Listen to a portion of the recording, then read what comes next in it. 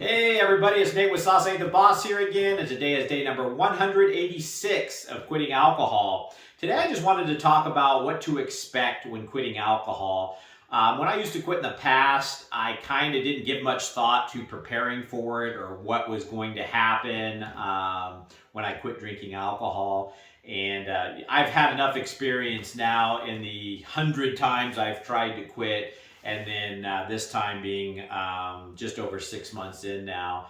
And if you've never tried quitting alcohol before, it's one of those deals that may be tougher than you think.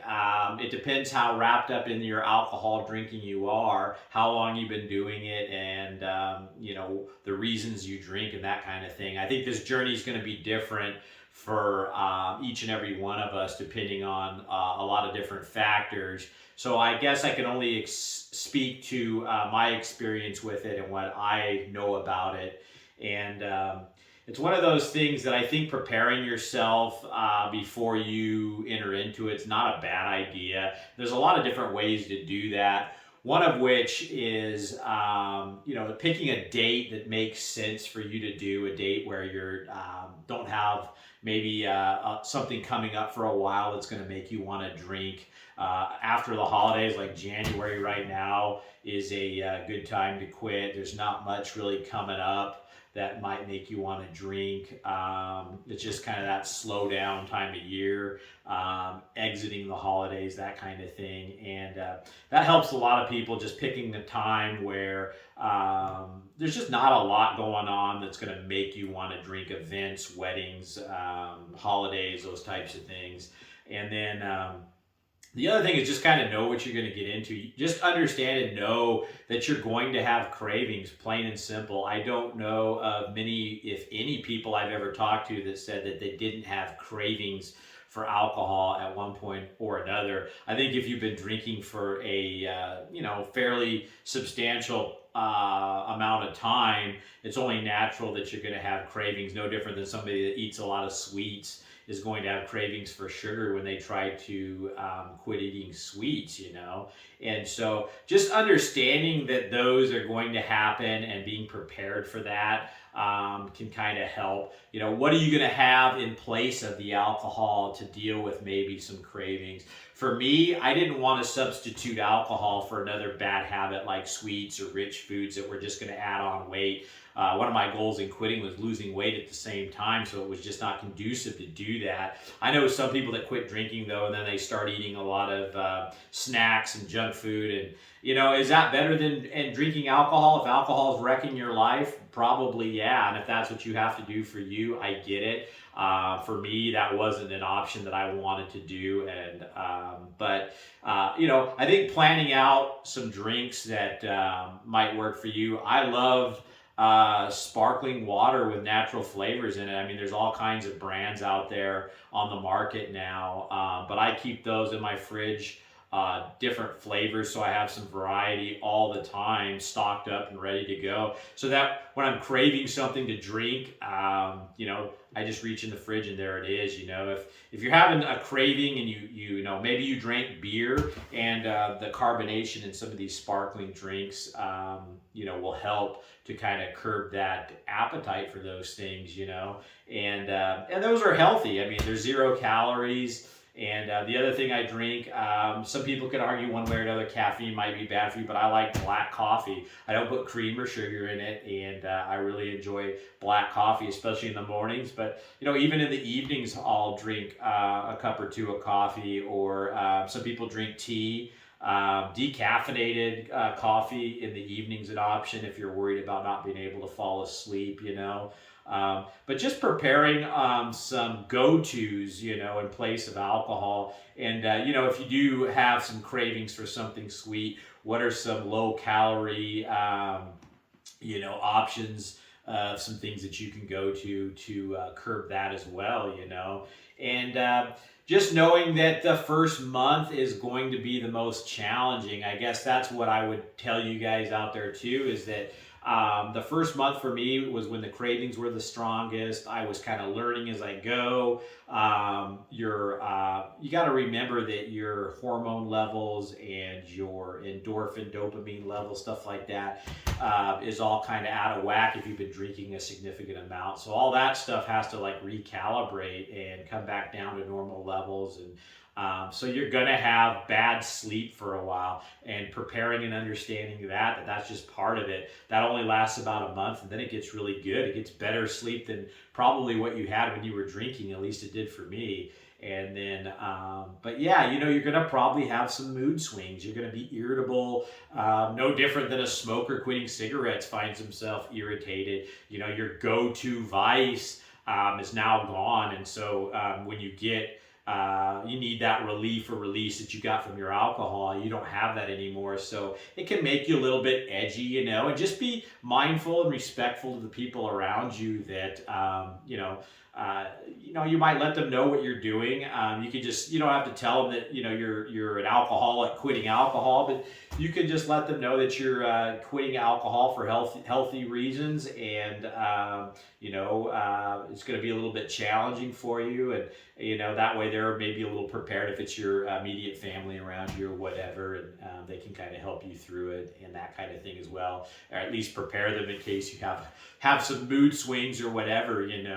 But I think just kind of knowing that first month is going to be challenging, and then it gets easier and easier and easier. And that's what I've always said, is that you have to give this process the time it requires for it to get easier and for you to start seeing the benefits. And that's the other thing that you need to understand entering into this. You're not going to see instant results right away when you quit drinking alcohol. It takes time. And quitting alcohol doesn't solve all your problems. If you were drinking because of stress, the stress is still there, and now you don't have alcohol anymore to numb that stress or whatever. So now you need to find more healthy outlets to deal with stress and those types of things, and anxiety and boredom and all this. And exercise for me has been a huge part of that, eating healthy and just taking better care of myself, because I've been trashing my body for the last 20 plus years, and now it's time to kind of show it some love after you put the alcohol behind you. So just kind of realizing that you're going to have to go to work on yourself, and that's part of the journey too that I've talked about a lot. Is if you just remove the alcohol and don't change anything else, you got a pretty good chance of going back to the alcohol, because you're not doing anything different. You're not changing your life, changing your routines, working on yourself, changing the things about yourself that you don't like or the reasons that you drank in the first place. So just understanding that when you enter into this, you have to start dealing with all the things that you drank for in the first place, whether it's relaxation, boredom, socialization, stress, grief. All these things you're going to have to feel and deal with now without alcohol. And this may sound daunting to some of you guys, but in the beginning, it can be a little bit of a struggle or challenging. But after you do it for a while, you give this thing 3 months, you start to learn how to do all these things without that poison anymore. And you get better and better and better at it. And like I say, I think if you give this process anything less than 3 months, then you really haven't given yourself enough time away from alcohol to start seeing the benefits from it, and your life start to change. And now being 6 months in, 3 months I could say definitely is one of those things where you notice some differences, but 6 months even more so. So if you can make it to 6 months, maybe have that be your benchmark. It was good at 3, but 6 is double as good. Obviously, it's double the time away from poison, And so just knowing when you enter into this process, it's going to be a roller coaster. It's going to have its ups and downs. But I guarantee you, if you stick with it, I don't think you'll regret it. I've never really talked to anybody that quit alcohol that says, I regret quitting. Obviously, it's one of those things that it presents some challenges, but the pros far outweigh the cons. The only con really to quitting alcohol is just the cravings every now and then. And are the cravings enough to wreck your world? No. In the beginning, they're kind of strong, and you learn to just navigate those and get past them, and then they die down and get weaker and weaker. And now when I get a little craving, it's just a little blip on the map that just passes away and is not a big deal anymore. And so that's really the only negative thing about quitting. Everything else, there's hundreds of positive reasons to quit drinking alcohol. And I encourage you guys, that's another thing, when you enter into this process, like I mentioned before, write a pros and cons list. I did that before I started this journey I'm on now, back on July 27th. Shortly before, I wrote down a list of all the reasons I needed to quit drinking and all the reasons to continue to drink. And the reasons to quit drinking were far more significant and longer of a list than any reasons to continue on drinking. So I think if you guys do that, it might be a real eye-opener for you, because there aren't really that many reasons to continue drinking. You may have, a half a dozen maybe at best, where the list of reasons to quit drinking can be, in the, for me, it was dozens and dozens. So something to think about, something to prepare yourself, and kind of just wrapping your brain around that you're entering into something that is going to be good for you in the long run, but it's going to have its challenges, just like going into a workout regimen or a diet or anything that is going to have some significant long-lasting result. It's going to have some discomforts, but it's going to have huge rewards and benefit you in the end. And so just preparing yourself and knowing you're going to feel some discomfort, that's just temporary. The discomfort I feel now from not drinking is nothing compared to that first month, second month. I mean, I don't even really have much discomfort anymore. Every now and then, like I say, I get a little craving, and whoopee freaking do, no big deal. Compared to waking up every day feeling great and seeing all these amazing things go on in my life.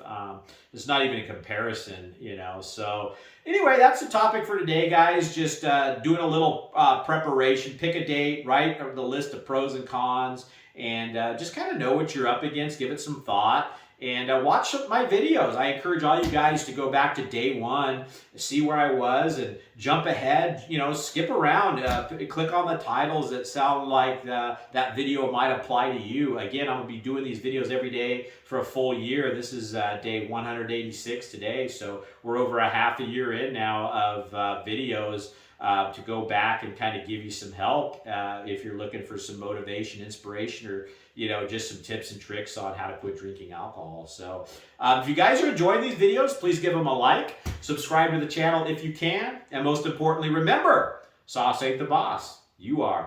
You guys have a great day.